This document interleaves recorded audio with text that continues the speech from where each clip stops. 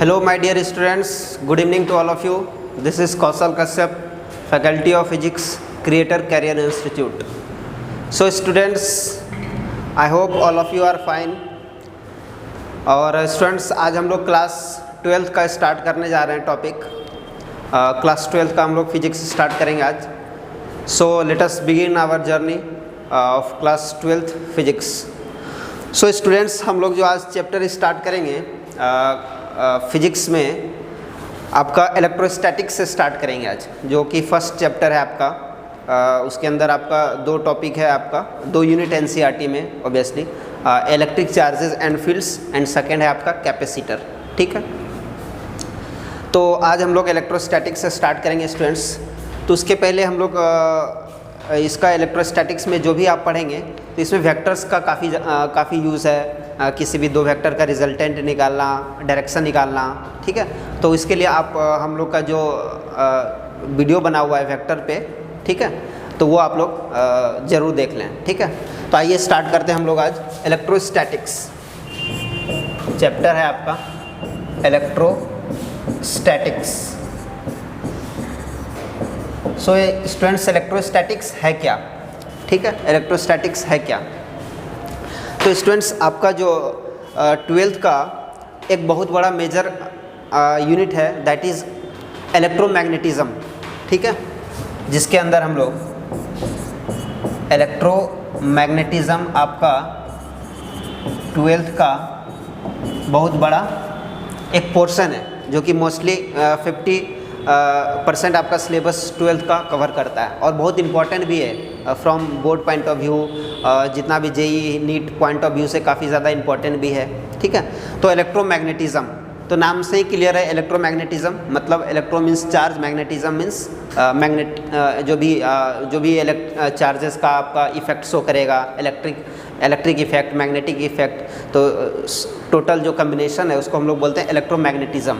बहुत बड़ा पोर्शन है आपका. ठीक है, तो इलेक्ट्रोमैग्नेटिज्म स्टूडेंट्स हम लोग इसको दो पार्ट में पढ़ते हैं. ठीक है, इलेक्ट्रोमैग्नेटिज्म जो हम लोग दो पार्ट में पढ़ते हैं. फर्स्ट है आपका जो हम लोग स्टार्ट करने वाले हैं आज, इलेक्ट्रोस्टैटिक्स. ठीक है, और सेकंड आपका जो है इलेक्ट्रोमैग्नेटिज्म का सेकंड पार्ट है इलेक्ट्रोडायनेमिक्स. इलेक्ट्रोडायनेमिक्स. ठीक है, तो इलेक्ट्रोमैग्नेटिज्म को हम लोग दो पार्ट में पढ़ेंगे. इलेक्ट्रो मीन्स चार्ज और मैग्नेटिज्म मतलब जो भी चार्ज का प्रॉपर्टी होता है. हम लोग देखेंगे कि चार्ज दो तरह का प्रॉपर्टी शो करता है, इलेक्ट्रिक और मैग्नेटिक प्रॉपर्टी शो करता है, जिसको हम लोग कंबाइंडली बोल सकते हैं इलेक्ट्रोमैग्नेटिक प्रॉपर्टी. ठीक है, तो इलेक्ट्रोमैग्नेटिक या इलेक्ट्रोमैग्नेटिज्म आपको दो पार्ट में पढ़ना है. First electrostatics and second is electrodynamics. Electrostatics क्या है स्टूडेंट्स? तो इलेक्ट्रो मीन्स होता है आपका चार्ज. ठीक है, इलेक्ट्रो मीन्स चार्ज और स्टैटिक मीन्स रेस्ट. ठीक है, तो हम लोग इलेक्ट्रोस्टैटिक्स में पढ़ेंगे चार्जेस एट रेस्ट. ठीक है, तो हम लोग बोल सकते हैं कि इलेक्ट्रोस्टैटिक्स इलेक्ट्रोमैग्नेटिज्म का ब्रांच है, जिसके अंदर हम लोग चार्जेस को एट रेस्ट करके पढ़ते हैं. ठीक है, तो बेसिकली जो आपका इलेक्ट्रोस्टैटिक्स है उसमें हम लोग चार्जेस को पढ़ेंगे और उससे रिलेटेड जो भी वो प्रॉपर्टी शो करता है. ठीक है, तो रेस्ट पे रखने के बाद, चार्ज को जब हम लोग रेस्ट पे रखते हैं तो जो भी वो प्रॉपर्टी शो करता है उसको हम लोग इलेक्ट्रोस्टैटिक्स में पढ़ते हैं. तो सिंपल इलेक्ट्रोस्टैटिक्स क्या है? It is the branch of electromagnetism in which we study charges at rest. ठीक है, सेकेंड है आपका इलेक्ट्रोडायनेमिक्स. तो इलेक्ट्रो मीन्स क्या हो गया स्टूडेंट्स? चार्ज, और डायनेमिक्स मतलब क्या होता है? मोशन. आप लोगों ने क्लास 11th में पढ़ा होगा. डायनेमिक्स मतलब जो मूवमेंट करता हो, यानी जो मोशन में हो. ठीक है, तो इलेक्ट्रोडायनेमिक्स में हम लोग वैसा पढ़ते हैं कि जो चार्ज आपका रेस्ट में ना रह के मोशन में आ जाए. ठीक है, तो जो प्रॉपर्टी वो शो करता है कुछ इससे डिफरेंट प्रॉपर्टी शो करता है, जो आपका चार्ज मोशन में आ जाता है. ठीक है, तो वहाँ पे हम लोग देखेंगे कि क्या क्या प्रॉपर्टी वगैरह शो करता है. इलेक्ट्रोडायनेमिक्स में इलेक्ट्रिसिटी से स्टार्ट होता है आपका इलेक्ट्रोडायनेमिक्स का पार्ट. तो बेसिकली हम लोग इलेक्ट्रोडायनेमिक्स में चार्जेस इन मोशन में पढ़ेंगे. We will study about charges in motion. ठीक है, तो दिस इज इलेक्ट्रोडायनेमिक्स. इसके अंदर हम लोग इलेक्ट्रिसिटी पढ़ेंगे, इलेक्ट्रिसिटी पढ़ेंगे, फिर मैग्नेटिक इफेक्ट ऑफ करंट पढ़ेंगे students, magnetic effect of current, फिर इलेक्ट्रोमैग्नेटिक इंडक्शन पढ़ेंगे, फिर एसी पढ़ेंगे। ठीक है, इस तरह से पढ़ेंगे हम लोग। तो आज हम लोग स्टार्ट करेंगे इलेक्ट्रोस्टैटिक्स से, हम लोग फर्स्ट यूनिट स्टार्ट करेंगे। ठीक है, हेडिंग डालिए फर्स्ट इलेक्ट्रोस्टैटिक्स। ठीक है, नोट डाउन कर लीजिए फटाफट। तो आप लोग भी साथ के साथ नोट्स वगैरह प्रिपेयर करते जाइएगा तो काफ़ी ज़्यादा बेनिफिशियल होगा। ठीक है, और हम कोशिश करेंगे कि जितना ज़्यादा से ज़्यादा सिंपल लैंग्वेज में, आसान भाषा में हम लोग फिजिक्स को पढ़ें और समझें और साथ के साथ एंजॉय भी करें। ठीक है, और कोशिश करेंगे हम लोग कि जो फिजिक्स को आप जो भी पढ़िएगा तो सिर्फ बुकिश लैंग्वेज नहीं पढ़ें हम लोग। ठीक है, फिजिक्स हम लोग जो भी पढ़ते हैं तो नेचर से रिलेटेड लॉज, नेचर के बारे में पढ़ते हैं। तो हम लोग का कोशिश रहेगा ये फिजिक्स में कि फिजिक्स को नेचर से रिलेट करके पढ़ा जाए, जो भी हमारे आसपास जो भी एक्टिविटीज़ वगैरह होता है। ठीक है, तो उसको फिजिक्स को कोशिश करें कि ज़्यादा से ज़्यादा रिलेट करके आपको समझाएं, तो उससे फिजिक्स आपको काफ़ी ज़्यादा समझने में आसानी हो जाएगी और इंटरेस्टिंग भी होगा आपका। ठीक है, चलिए तो फर्स्ट आपका है इलेक्ट्रोस्टैटिक्स। तो हेडिंग डालिए स्टूडेंट्स इलेक्ट्रोस्टैटिक्स। ठीक है,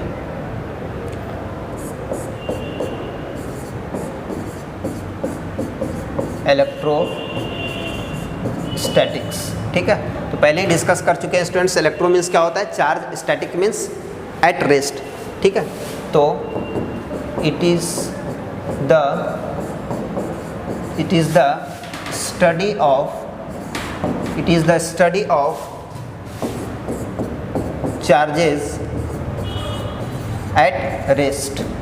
ठीक है, इलेक्ट्रोस्टैटिक्स में हम लोग क्या पढ़ते हैं, it is the study of charge के बारे में और उससे रिलेटेड प्रॉपर्टीज़ के बारे में स्टडी करते हैं जब वो रेस्ट पे रहता है। ठीक है, दैट इज़ द इलेक्ट्रोस्टैटिक्स। अच्छा, अब ये क्वेश्चन अराइज होता है कि स्टूडेंट्स चार्ज के बारे में तो बाद में पढ़ेंगे, पहले चार्ज है क्या, चार्ज किसको कहते हैं और ये चार्ज ओरिजिनेट कहाँ से हुआ, पहले तो ये प्रॉब्लम है। ठीक है, तो चार्ज हेडिंग डालिए, चार्ज, व्हाट इज चार्ज। ठीक है, तो हम आपको पहले बता देते हैं, आपको डेफिनेशन नहीं देंगे, हम पहले कोशिश करते हैं आपको कि चार्ज के बारे में कैसे, कहाँ से आया चार्ज, ये चार्ज। ठीक है, तो कैसे आया, तो हम लोग जैसे आप लोग पढ़े होंगे कि हमारे आसपास जो भी कुछ चीज़ है जिसके पास कुछ वेट हो, कुछ स्पेस ऑक्युपाई करता हो, तो उसको हम लोग मैटर बोलते हैं सिंपली। ठीक है, हमारे आसपास जो भी कुछ चीज़ें हैं, जैसे मेरे पास मान लेते हैं ये मार्कर है, इसके पास कुछ वेट है और इसको कहीं भी रखेंगे तो कुछ स्पेस ऑक्युपाई करेगा। तो anything around us which has some mass and occupy space, that is called matter, ये हमको पता है। अच्छा, और हमको पता है ये भी कि मैटर 3 स्टेट्स में क्लासीफाई करते हैं हम लोग मैटर को, सॉलिड में, लिक्विड में, गैसेस स्टेट में। ठीक है, हमको उधर नहीं जाना है, हमको ये पता है कि मैटर किसको कहते हैं, जिसके पास कुछ मास हो और कुछ स्पेस ऑक्युपाई करता हो। अच्छा, तो मान लेते हैं कि मेरे पास एक ग्लास है। ठीक है, एक शीशे का ग्लास है, तो वो भी एक मैटर है, उसके पास मास है, उस स्पेस ऑक्युपाई करता है। ठीक है, अब उस ग्लास को अगर हम लोग तोड़ देते हैं, तो तोड़ देंगे तो छोटे छोटे टुकड़ों में टूट जाएगा ना ये ग्लास। ठीक है, अगर हम लोग के पास एक ग्लास है, ठीक है, ग्लास है, तो ये छोटे छोटे टुकड़ों में अगर तोड़ देंगे, हम लोग इसको तोड़ देंगे तो छोटे छोटे टुकड़ों में टूट जाएगा। तो तोड़ते तोड़ते तोड़ते तोड़ते इतना छोटा छोटा टुकड़ा होगा कि, और मान लेते हैं कि फर्दर तोड़ते जाते हैं, और कब तक तोड़ेंगे, जब तक उसको इतना छोटा टुकड़ा ना हो जाए कि वो फर्दर नहीं टूटेगा। ठीक है, तो जब वो इतना छोटा से छोटा कण हो जाएगा कि फर्दर उसको हम नहीं तोड़ सकेंगे, उसी हम लोग छोटे से अल्टीमेट पार्टिकल कहते हैं उसको, या फिर अल्टीमेट जो उसका जो कण बच जाता है उसको हम लोग एटम बोलते हैं। ठीक है, तो मैटर का, समझिए स्टूडेंट्स, मैटर का जो अल्टीमेट पार्टिकल हुआ, अल्टीमेट पार्टिकल जो हुआ आपका मैटर का, जो कि मतलब इतना छोटा होगा कि वो हमारी आंखों से नहीं दिखेगा, इनविजिबल होगा। ठीक है, फिर इतना छोटा होगा कि वो दिखेगा नहीं, तो वो दिखेगा तो फिर वो टूटेगा भी नहीं, वो डिस्ट्रॉय भी नहीं कर पाएंगे उसको। ठीक है, उसको फिर डिवाइड भी नहीं कर सकेंगे हम लोग फर्दर। तो उस छोटे से अल्टीमेट पार्टिकल को, जो कि आपका इनविजिबल होगा, इंडिविजिबल होगा आपका, इंडिविजिबल एंड इंडेस्ट्रक्टिबल भी होगा, इंडेस्ट्रक्टिबल भी होगा स्टूडेंट्स। ठीक है, जिसको हम लोग क्या कहते हैं, एटम बोल देते हैं, ठीक है। तो एटम हम लोग कह सकते हैं कि एटम क्या है, एक अल्टीमेट पार्टिकल है मैटर का, which is invisible, indivisible and इंडेस्ट्रक्टिबल, ठीक है। अच्छा, अब ये हमको पता चल गया कि मैटर का सबसे अल्टीमेट पार्टिकल एटम है। अच्छा, अब ये जो एटम है स्टूडेंट्स, ये जो एटम है आपका, तो हमको पता है कि एटम जो है 3 पार्टिकल से मिलके बना होता है। Atom is composed of 3 particles, अब टिल नाउ हम लोग को पता है। तो वो कौन कौन सा 3 पार्टिकल है स्टूडेंट्स? फर्स्ट आपका इलेक्ट्रॉन, ठीक है, इलेक्ट्रॉन, ठीक है। फिर आपका नेक्स्ट क्या है? नेक्स्ट आपका क्या है स्टूडेंट्स? प्रोटॉन, ठीक है। और फिर आपका क्या है? फिर थर्ड क्या है आपका स्टूडेंट्स? न्यूट्रॉन। थर्ड जो है हम लोग का, थर्ड जो है आपका स्टूडेंट्स न्यूट्रॉन है वो, ठीक है। इसको डिस्कवर किसने किया था? हमको पता है जे थॉमसन ने डिस्कवर किया था, जे थॉमसन, ठीक है। जे थॉमसन ने इसको इलेक्ट्रॉन को डिस्कवर किया था, ठीक है। और इसके बारे में क्या बताया था कि इलेक्ट्रॉन के पास एक तो मास होता है, इलेक्ट्रॉन के पास मास होता है, और वो कितना होता है स्टूडेंट्स? 9.1 × 10⁻³ kg होता है। और दूसरा क्या बताया कि इसके पास चार्ज होता है, और ये चार्ज कितना होता है? -1.6 × 10⁻19 कूलम, ठीक है। तो atom is composed of 3 particle, electron, proton and neutron. Electron को जो डिस्कवर किया, जे थॉमसन ने डिस्कवर किया, मास बताया 9.1 × 10⁻³ kg मास बताया, और दूसरा चार्ज बताया -1.6 × 10⁻19 कूलम चार्ज है, ठीक है। अच्छा, नेक्स्ट प्रोटॉन को किसने डिस्कवर किया स्टूडेंट्स? प्रोटॉन को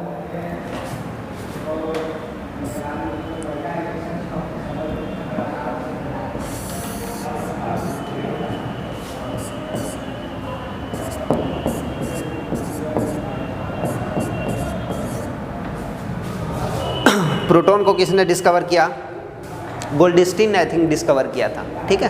प्रोटॉन को गोल्डस्टीन ने डिस्कवर किया था, गोल्डस्टीन, ठीक है। और जो प्रोटॉन के बारे में बताया, इन्होंने भी 2 चीज़ें बताई, एक मास बताया, दूसरा चार्ज बताया। तो मास कितना बताया स्टूडेंट्स प्रोटॉन पे? मास कितना बताया? 1.672 × 10⁻27 kg, ठीक है। और दूसरा चार्ज कितना बताया स्टूडेंट इस पे, प्रोटॉन पे? तो +1.6 × 10⁻19 कूलम, ठीक है। हम बताएंगे अभी। आप लोग सोच रही हो कि सर चार्ज के बारे में बता रहे थे, फिर कहाँ से मैटर, एटम लेके आ गए, इलेक्ट्रॉन, प्रोटॉन, न्यूट्रॉन, ठीक है। तो घबराइएगा मत, हम बस बताना चाह रहे हैं कि चार्ज आया कहाँ से, ओरिजिनेट कहाँ से हुआ, ठीक है। तो कोई भी चीज़ अगर हम लोग पढ़ते हैं तो उसका ओरिजिनेशन पढ़ते हैं कि क्यों आया, वो कहाँ से आया उसका, ठीक है। तो इंटरेस्टिंग हो जाता है सब्जेक्ट, ठीक है। तो हम आएंगे चार्ज पे, पहले हम देख लेते हैं कि इलेक्ट्रॉन, प्रोटॉन क्या है। तो मैटर है, कोई भी दुनिया में हमारे आसपास मैटर है, और मैटर में सबसे अल्टीमेट पार्टिकल एटम है, और एटम इन 3 चीज़ों से मिलकर बना हुआ है, इलेक्ट्रॉन, प्रोटॉन और न्यूट्रॉन। इलेक्ट्रॉन के पास 2 चीज़ है, मास, चार्ज। प्रोटॉन के पास भी 2 चीज़ है, मास, चार्ज। और थर्ड जो है हमारा न्यूट्रॉन है। इसको discover I think James Chadwick ने किया था, जेम्स कैडविक ने डिस्कवर किया था। और इसके बारे में भी 2 चीज़ें बताया, एक मास और दूसरा चार्ज। तो मास कितना है स्टूडेंट्स, पता होगा सबको? 1.675 × 10⁻27 kg, ठीक है। और चार्ज कितना था स्टूडेंट्स न्यूट्रॉन पे? तो नो चार्ज, इस पर कोई चार्ज नहीं था, ठीक है। इसलिए हम लोग इसको न्यूट्रल बोलते हैं। न्यूट्रल मीन्स न्यूट्रॉन, ठीक है। न्यूट्रल मीन्स न्यूट्रॉन, ठीक है। तो इलेक्ट्रॉन, प्रोटॉन और न्यूट्रॉन एटम के, ठीक है। तो इलेक्ट्रॉन के पास कैसा चार्ज होता है? निगेटिव, और प्रोटॉन के पास पॉजिटिव, इसलिए हम इसको क्या बोलते हैं? Proton. P for positive, P for proton, ठीक है। और इलेक्ट्रॉन निगेटिव चार्ज है ना, तो E फॉर निगेटिव, मतलब निगेटिव मतलब इलेक्ट्रॉन, ठीक है। इसलिए इसका नाम पड़ा इलेक्ट्रॉन, ठीक है। अब देखिए, तो दुनिया में कोई भी मैटर हो, दुनिया में हमारे पास आसपास कोई भी चीज़ है, हम हैं, आप है, ये ब्रह्मांड है, पृथ्वी, कुछ भी है, तो मैटर है वो, ठीक है। अब मैटर ये छोटे छोटे एटम से, पार्टिकल से, एटम से मिलकर बना हुआ है। और एटम में 3 चीज़ है, इलेक्ट्रॉन, प्रोटॉन और न्यूट्रॉन। इलेक्ट्रॉन के पास 2 चीज़, मास चार्ज, प्रोटॉन के पास 2 चीज़, मास चार्ज, और न्यूट्रॉन के पास मास चार्ज नहीं है, इसलिए हम इसको न्यूट्रॉन बोल रहे हैं। ठीक है, तो ओरिजिनेट कहाँ से हुआ? तो यानी हम समझ सकते हैं कि जितना भी मैटर है तो सब मैटर के अंदर में क्या होगा, जितना भी मैटर है तो सब मैटर के बीच में क्या है, एटम है। और एटम है तो उसमें इलेक्ट्रॉन, प्रोटॉन, न्यूट्रॉन है, यानी 2 तरह का चार्ज है उसके अंदर, एक इलेक्ट्रॉन नेगेटिव चार्ज और एक प्रोटॉन पॉजिटिव चार्ज है। तो यहाँ से ये स्टूडेंट्स ये देख रहे हैं हम लोग कि जो चार्ज है आपका, जो चार्ज है इलेक्ट्रॉन और प्रोटॉन पे सेम चार्ज है, 1.6 × 10⁻⁻19 कूलम, मतलब मैग्नीट्यूड सेम है, दिख रहा है, लेकिन नेचर अपोजिट है। ये अगर निगेटिव है आपका, इलेक्ट्रॉन का चार्ज निगेटिव है तो प्रोटॉन का चार्ज आपका पॉजिटिव है। ठीक है, तो इलेक्ट्रॉन और प्रोटॉन क्या है, चार्ज सेम है, मैग्नीट्यूड सेम है, बट नेचर अपोजिट है। इसको अगर हम लोग निगेटिव बोल रहे हैं तो इसको हम लोग पॉजिटिव बोलेंगे। ठीक है, नेचर अपोजिट है, मतलब ये नहीं कि मतलब इसका निगेटिव हुआ ये पॉजिटिव हुआ, नेचर अपोजिट है। ठीक है, तो एक को हम नेगेटिव बोल देते, दूसरा पॉजिटिव। इसके पास कोई चार्ज नहीं, इसलिए इसको हम न्यूट्रल बोल दिए। अच्छा, मास देखिएगा, मास का कंपैरिजन कीजिएगा तीनों का, तो इसका मास कितना है, 9.1 × 10⁻31 kg, इसका 10⁻27 kg के ऑर्डर में है, ये भी 10⁻27 kg के ऑर्डर में है। ठीक है, तो इसका मास सबसे कम है। ये जो इलेक्ट्रॉन का जो मास है प्रोटॉन और न्यूट्रॉन के मास के कंपैरिजन में काफ़ी कम है। तो इसको जब रेशियो निकालिएगा, मास का जो रेशियो निकालिएगा, तो 1 प्रोटॉन का जो मास होता है लगभग 1846 मास ऑफ इलेक्ट्रॉन के बराबर होता है। यानी एक प्रोटॉन जो है आपका कम से कम 1846 इलेक्ट्रॉन के बराबर होगा। अगर हमारे पास एक तराजू है और तराजू का 2 पल्ला है, ठीक है, तो एक पल्ले में अगर आप प्रोटॉन रखिएगा, एक प्रोटॉन, और दूसरे पल्ले में आप 1846 इलेक्ट्रॉन रखिएगा, तब जाके दोनों बराबर होगा। तो हम लोग कह सकते हैं कि इसका मतलब कि एक इलेक्ट्रॉन का जो मास है, एक इलेक्ट्रॉन का मास है वो क्या है, नेग्लिजिबल है ना, नेग्लिजिबल है। किसके कंपैरिजन में, प्रोटॉन एंड न्यूट्रॉन के कंपैरिजन में। ठीक है, तो एक इलेक्ट्रॉन का मास उतार लीजिए यहाँ तक, उसके बाद हम लोग आगे लिखते हैं फिर। ठीक है, तो उतार लीजिए। तो आज तो इंट्रोडक्टरी क्लासेस होगा। ठीक है, आज ज़्यादा हम लोग नहीं पढ़ पाएंगे, आज तो इंट्रोडक्टरी क्लासेस चलेगा। ठीक है, तो उतारिए, इसके बाद लिखते हैं हम लोग।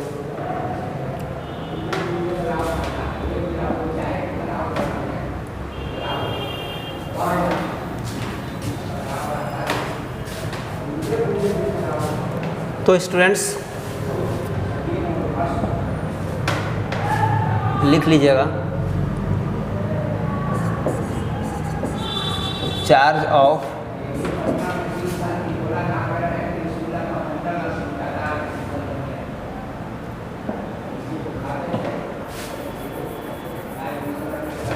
लिख लीजिएगा first point, magnitude of charge on electron and proton is same but nature is opposite. ठीक है, नेचर इज अपोजिट।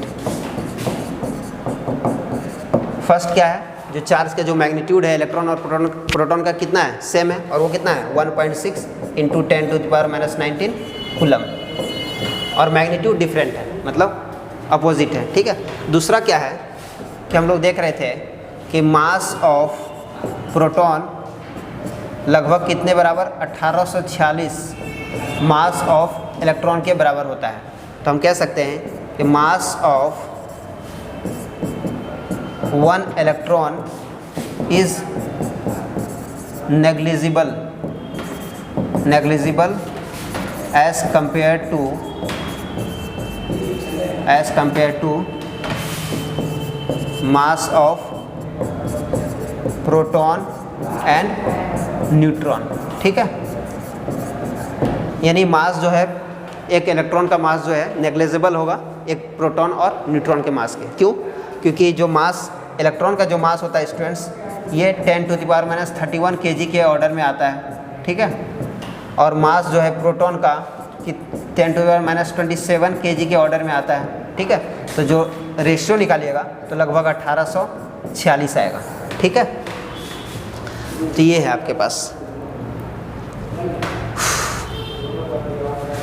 तो उतार लिए स्टूडेंट्स यहाँ पे। इसके बाद फिर हम लोग चार्ज पे आते हैं। अब चार्ज को डिफाइन करना आसान है, ठीक है।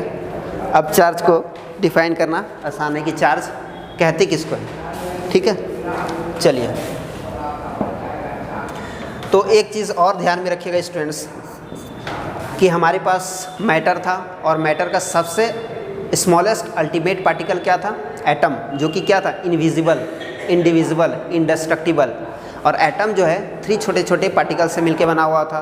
तो एटम के अंदर एक तो एटम सबसे अल्टीमेट पार्टिकल, और उसके अंदर वो भी एटम भी 3 छोटा छोटा पार्टिकल से मिलके बना हुआ है, इलेक्ट्रॉन, प्रोटॉन और न्यूट्रॉन। मतलब एटम का भी, एटम से भी सबसे छोटा क्या होगा? इलेक्ट्रॉन, प्रोटॉन और न्यूट्रॉन। और तीनों इलेक्ट्रॉन, प्रोटॉन, न्यूट्रॉन में भी सबसे छोटा कौन? इलेक्ट्रॉन, क्योंकि एक इलेक्ट्रॉन का जो मास है प्रोटॉन और न्यूट्रॉन के मास के कंपैरिजन में क्या है? कुछ भी नहीं है, ठीक है, नल है एकदम, ठीक है।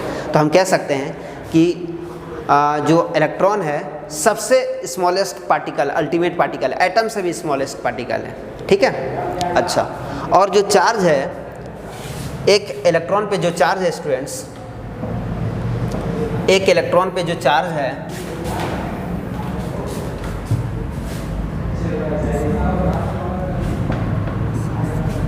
चार्ज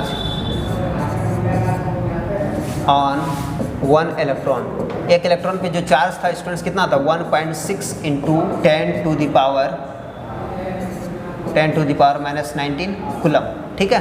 तो हम कह सकते हैं कि चूंकि इलेक्ट्रॉन सबसे स्मॉलेस्ट अल्टीमेट पार्टिकल है, मतलब इससे छोटा कुछ हो ही नहीं सकता है, तो हम कह सकते हैं कि जो इलेक्ट्रॉन होगा तो जो दुनिया में सबसे छोटा अल्टीमेट पार्टिकल होगा जो कि सेल्फ एग्जिस्ट करता हो, ठीक है। मतलब सेल्फ एग्जिस्ट करता हो, और इसके पास चार्ज कितना हो स्टूडेंट्स? चार्ज कितना हो? 1.6 × 10⁻⁻19 कूलम, ठीक है। तो मतलब हम कह सकते हैं कि जो इलेक्ट्रॉन पे जो चार्ज होगा वो सबसे कम होगा दुनिया में, इससे और कोई पार्टिकल दूसरा हो ही नहीं सकता है जिसके पास इतना कम चार्ज हो, ठीक है।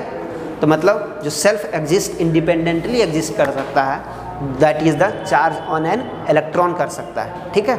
चलिए, अब हम लोग आएंगे डेफिनेशन पे। चार्ज का डेफिनेशन क्या है? अब हम लोग स्टूडेंट्स डिफाइन करेंगे कि चार्ज का डेफिनेशन क्या होता है।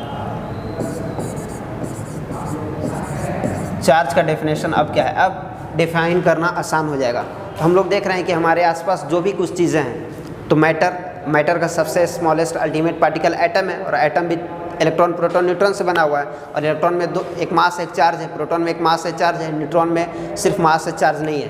तो हम लोग कह सकते हैं कि मैटर है तो एटम है, और एटम है तो इलेक्ट्रॉन, प्रोटॉन, न्यूट्रॉन है, और इलेक्ट्रॉन, प्रोटॉन, न्यूट्रॉन है तो निगेटिव चार्ज, पॉजिटिव चार्ज है, मतलब नेचर अपोजिट है। तो हम कह सकते हैं कि charge is the intrinsic property of matter which can self exist. मतलब चार्ज क्या है? इंट्रिंसिक प्रॉपर्टी है किसी भी मैटर का। मतलब इंट्रिंसिक मतलब होता है सेल्फ कंटेंट प्रॉपर्टी, मतलब वो पहले से ही है, कहीं से आया नहीं है। मैटर में वो, मैटर का वो प्रॉपर्टी ही है। मैटर का 2 प्रॉपर्टी, एक मास और दूसरा चार्ज। तो हम लोग कह सकते हैं चार्ज को it is the intrinsic property of matter. जो चार्ज है स्टूडेंट्स आपका, ये क्या है? It is the intrinsic property of matter which can produce electric and magnetic effect, ठीक है। हम लोग देखेंगे कि चार्ज का 2 तरह का इफेक्ट होगा, एक इलेक्ट्रिक इफेक्ट होगा और दूसरा मैग्नेटिक इफेक्ट होगा, ठीक है। तो अब चार्ज का आपको पता चल गया होगा कि ये चार्ज किस चिड़िया का नाम है, कहाँ से ओरिजिन हुआ चार्ज, ठीक है। अब आप लोगों को क्लियर हो रहा होगा सब चीज़, ठीक है। तो चार्ज क्या है? It is the intrinsic property of matter which can self exist, ठीक है। चार्ज मैटर का इंट्रिंसिक प्रॉपर्टी है, सेल्फ कॉन्टेंट प्रॉपर्टी है, ठीक है। और ये क्या प्रोड्यूस कर सकता है, इलेक्ट्रिक और मैग्नेटिक इफेक्ट प्रोड्यूस कर सकता है, ठीक है। So this is the charge. अच्छा, अब इसको कैसे रिप्रेजेंट करते हैं स्टूडेंट्स, सिंबल क्या है इसका, सिंबल क्या है चार्ज का, इसको हम लोग Q से रिप्रेजेंट कर सकते हैं, किसी चीज़ से भी रिप्रेजेंट कर सकते हैं आप लोग पे डिपेंडेंट है, हम लोग Q से रिप्रेजेंट करेंगे, सिंबल इसका Q होगा, ठीक है।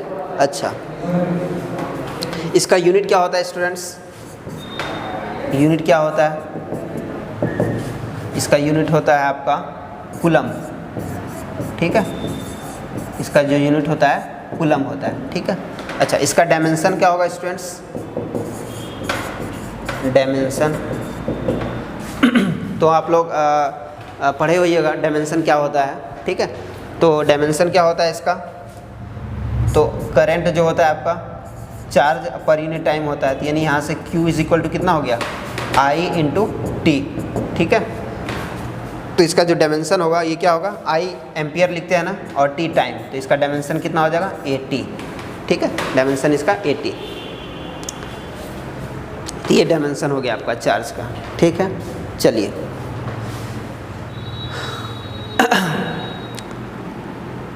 तो यूनिट में स्टूडेंट्स और भी 2-3 तरह का इसमें यूनिट है, और भी 2-3 तरह का इसमें यूनिट है।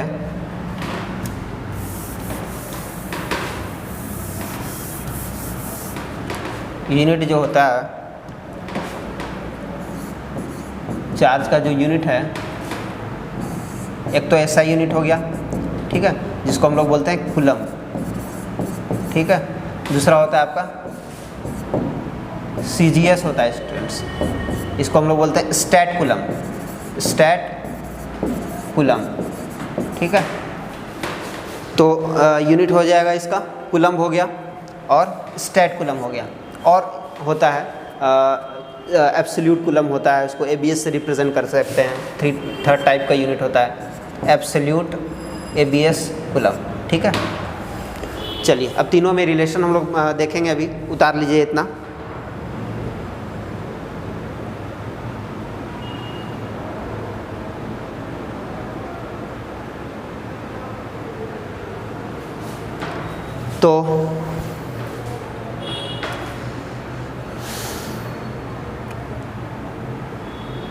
तो रिलेशन क्या है स्टूडेंट्स,